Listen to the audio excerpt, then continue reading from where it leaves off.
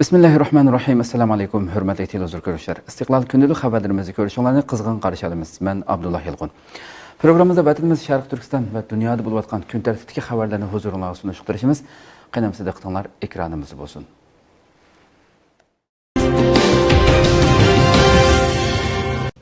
Mahathir Mohammed ve Erdoğan görüşüşüde Uygurlar hakkında sual soruldu.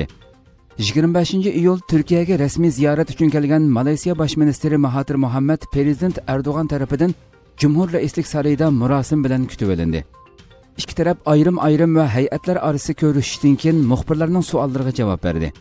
Malaysiya axborotlaridan bir muxbir her iki rahbardan sizlar ikkinglar islom dunyosidagi ta'sir kuchiga ega liderlardan bo'lish suhbatinglar bilan Türkiye ve Malaysiya birlikte İslam dünyasıga yo'lboshchi bo'lish doirasida dunyoning har qaysi joylarida zulm ko'rayotgan musulmonlarga bo'libmi Xitoy bostirishida zulm ko'rayotgan Uyg'urlarga ega chiqish, u zulmga sukutda qolmaslik jihatda Türkiye ve Malaysiya boshlamchi bo'lamdi degan savolga oldi bilan Malaysiya Bosh ministeri Mahathir Mohammed javob berdi va mundaq dedi: Söz qilish va ba'zi bayonotlarni e'lon qilish oson ishdir, ammo muhim bo'lgani amaliy harakatga o'tishdir.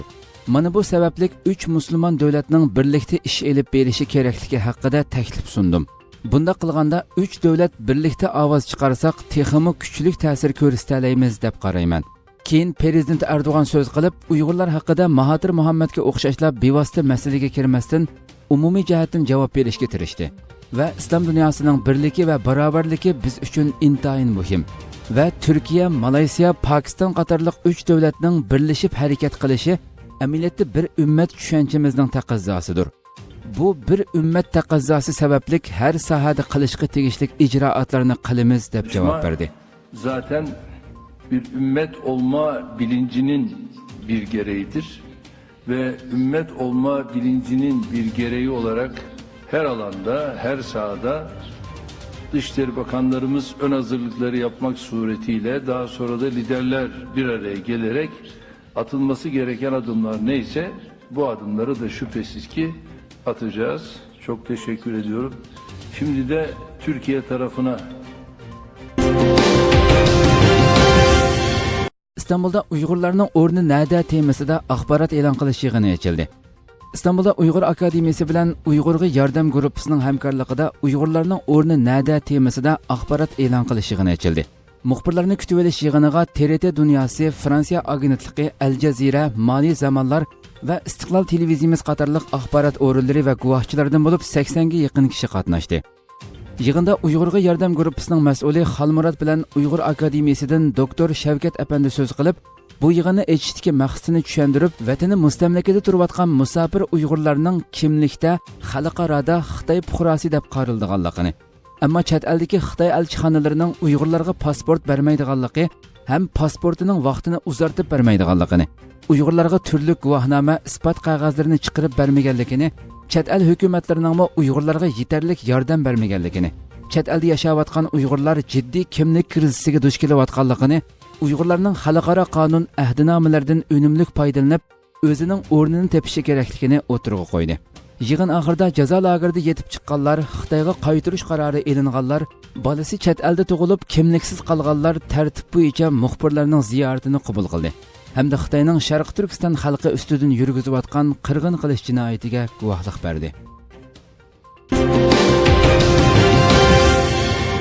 Xitoyning qishliq olimpikdan burun jazo lagerlarini taqishi talab qilindi. Amerika ovozi to'rining bugungi xabarda bildirilishicha, Xitoyda o'tkaziladigan qishliq olimpik tanarkat musobaqasining yiqilishiga ergashib, xalqarodagi Uyg'ur kishilik huquq faoliyatchilari ijtimoiy taratqular orqali xalqaro olimpik hay'atini Xitoyning jazo lagerlarini taqishini talab qilishga chaqirdi.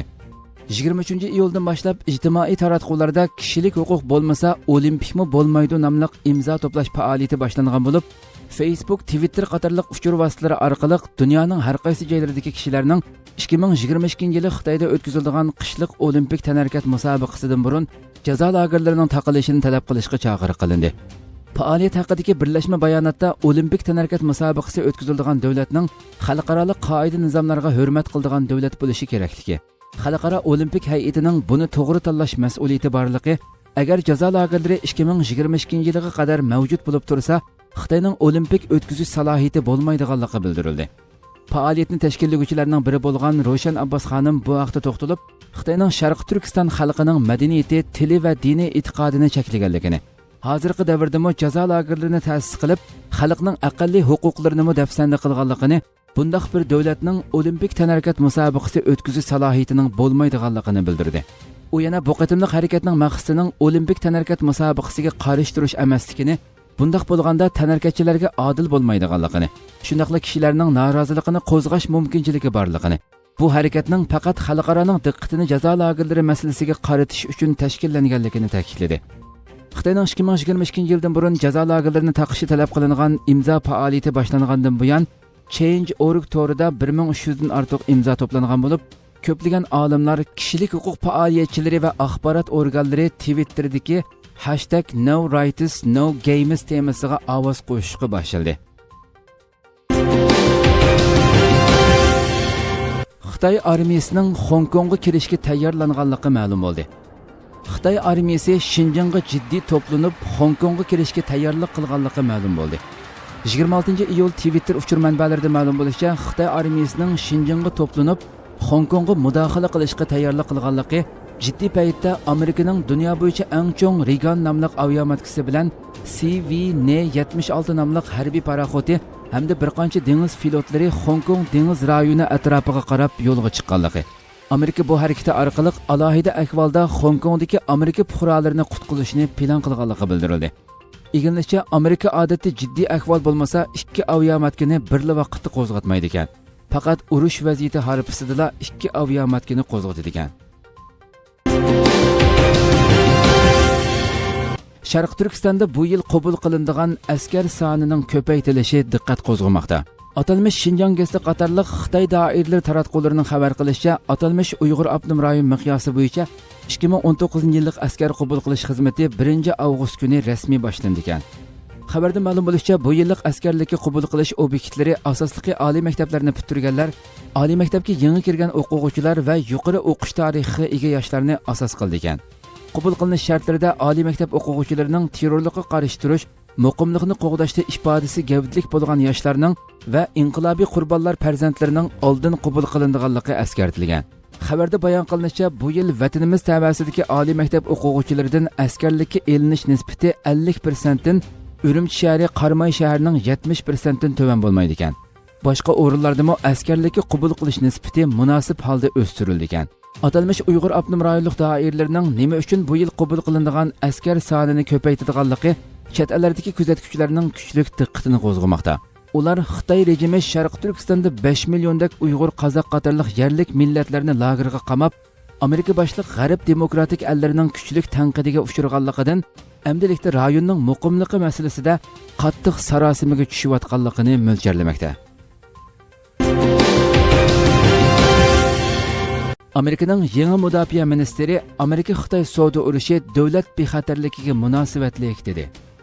23-iyul kuni Oqsaroyda qasam berib vazifa topshirib olgan Amerikaning yangi mudofaa ministri Mark Esperning Xitoy haqidagi bayonlari diqqat qo'zg'adi.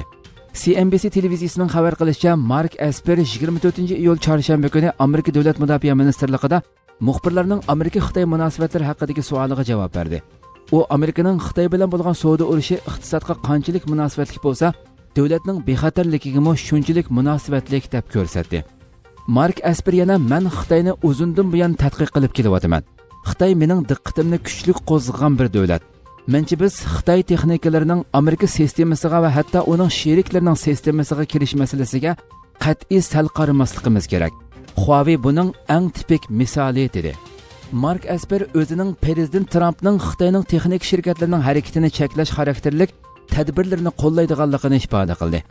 U bundan 3 hafta burun muvaqqat davlat mudofaa ministrlik salohiyati bilan NATO davlatlarining davlat mudofaa ministrlari yig'iniga qatnashganligi va bu yig'inda Xitoy texnik shirkatlari paydo qilayotgan xavf ustida muzokaralar bo'lganligini ifoda qildi.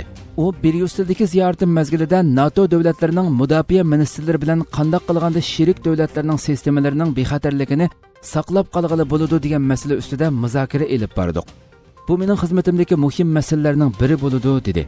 24-iyul kuni Amerikaning yana bir harbiy paraxoti Tayvan bo'g'izida safar qildi.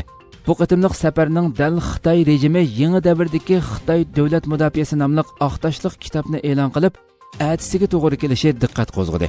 Xitoy rejimi 4 yil orliqdan keyin e'lon qilgan davlat mudofaa aqtashliq kitobida Xitoy rejimining rayondagi egilik huquqini qo'g'dash yo'lida qoral kuchi ishlatishdan yonmaydiganligini qayta ta'kidlagan edi.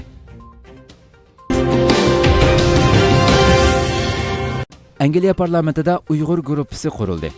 24-iyul Angliya parlamentida jazo lagerlari to'g'risida guvohlik berish yig'ini o'tkazildi hamda Uyg'ur guruhi qurildi. Dunyo Uyg'ur qurultiyining raisi Dulqin Ayso apandi 24-iyul Angliya poytaxti Londonga yetib kelib, Angliya parlamentida uyushtirilgan Uyg'urlarning diniy vaziyati va jazo lagerlari to'g'risida guvohlik berish yig'iniga qatnashdi.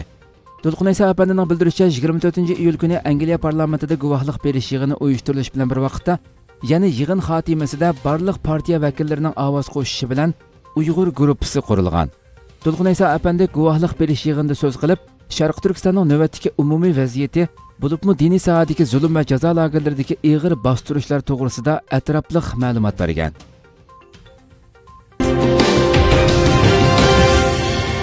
Malaysiyada Sharq Turkiston masalasi tunishtirilmoqda. Bir qancha kundan buyon Malaysiyada ziyorati bo'layotgan Istanbul Sabahattin Zaim universiteti o'qituvchisi Dr. Burhan Setining Malaysiyadagi faoliyatlari davom qilmoqda. U oldingi kuni Malaysiya davlat raisi kandidati Anvar Ibrohim bilan ko'rishgandan keyin Malaysiyadagi boshqa ommaviy tashkilotlarda leksiya so'zlamoqda. Dr. Burhan tunugun 25-iyul Malaysiya ABIM va Malaysiya xalqaro tinchlik tashkilotlarida Sharq Turkiston va Uyg'urlarning hozirgi vaziyati haqida leksiya so'zildi. Bu tashkilotlar ilgari bir qancha qatim Xitoy tarafidan vatanimizni ziyorat qilishga taklif qilingan bo'lsa-mu, lekin Xitoyning yolg'on sahna yasaganligini bilgachga ziyoratni rad qilgan. Xitoyda tabiiy ofatlar ko'paymoqda. 25-iyul Xitoy markaziy televiziya xabarlarida bildirilishicha, iyul oyida tabiiy ofat va o't ofatlari ko'p yuz bergan. 25-iyul Guyju o'lkasining Guiyang shahri Liupanshu yezasida yer ko'chish voqeasi yuz berib, voqeada o'lganlarning soni 11 dan 16 ga yetgan. 21 uy vayron bo'lgan. Yo'qolib ketgan 30 kishining hozirgacha izdiriki bo'lmagan. 25-iyul Xibeyning Sangju savdo markazida portlash yuz bergan bo'lib, shu kuni Liaoning o'lkasining Xulu sanoat rayonidagi ximiya sanoati zavodida portlash yuz bergan. Shu kuni yana Hangju Chentang yangi rayonidagi ximiya sanoati zavodida portlash yuz bergan. Bildirilishicha, Xitoy rejimining bu turdagi ofatlarda o'lgan va yaralanganlarning sonini intayin oz qilib ko'rsatganligi ifoda qilinmoqda. Xitoy rejimining bu turdagi ofatlarda o'lgan va yaralanganlarning sonliq ma'lumotlarini intayin oz qilib ko'rsatganligi bildirilmoqda. Uyg'ur kishilik huquq siyosati qonun loyihasiga imzo qo'yganlar ko'paymoqda. 24-iyul Washingtondagi Dirksen Kengash palatasi xizmat binosida Xitoydagi diniy erkinlik Uyg'urlarni dafsanda qilayotgan ta'qib texnikasini baholash temasida bir yig'in ochildi. Mazkur yig'in Amerika Kengash palatasining kishilik huquq komiteti tomonidan ochilgan bo'lib, ochilish marosimida mazkur komitetning raislaridan Demokratlar partiyasidan bo'lgan Chris Coons va Jumhuriyatchilar partiyasidan bo'lgan Som Tellis so'z qildi. Mazkur yig'inda yana Uyg'ur kishilik huquq qurilishining direktori Ömer Qanat, Amerikadagi xalqaro diniy erkinlik komiteti Xitoy ishlari direktorining yordamchisi Tina Mewford, Amerikadagi erkinlik saroyining oliy darajalik tadqiqotchisi Sara Cook qatorliqlarmi qatnashdi va Uyg'ur masalasi haqida muhim so'z qildi. Ömer Qanat apandining bildirishicha, Amerika Kengash palata kishilik huquq komitetining raislaridan Chris Coons Uyg'ur kishilik huquq siyosati qonun loyihasiga imzo qo'yib bo'lgan ekan. Mazkur qonunga texi imzo qo'ymagan Jumhuriyatchi Som Tellis mazkur yig'inda so'z qilib, o'zining bu qonun loyihasining tasdiqlanishi uchun kuch chiqaradiganligini bildirgan hamda bu loyihaga imzo qo'ygan.